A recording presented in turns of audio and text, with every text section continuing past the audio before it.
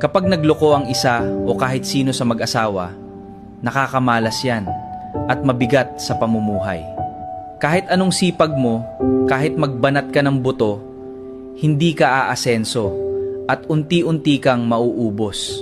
Marami ang hindi naniniwala rito, pero isipin mo, paano aasenso ang isang pamilya kung ang pundasyon nito ay kasinungalingan at pagtataksil? Paano magkakaroon ng kapayapaan kung araw-araw ay may pagdududa? May pag-aaway at iyakan sa loob ng bahay? Ang mas masakit, hindi lang kayong mag-asawa ang nasasaktan.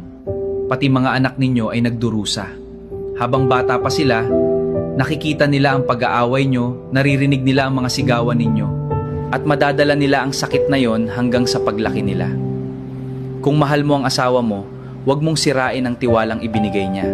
Kung mahal mo ang pamilya mo, huwag mong ipagpalit ang maraming taon ninyong pinaghirapan sa ilang sandali ng tukso. Tandaan mo, madaling magloko, pero napakahirap ibalik ang tiwala kapag ito ay nasira.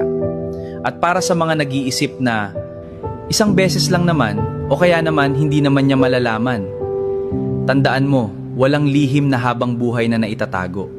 Darating ang araw na lalabas din ang katotohanan. Kaya habang hindi pa huli ang lahat, mas piliin mo ang maging tapat.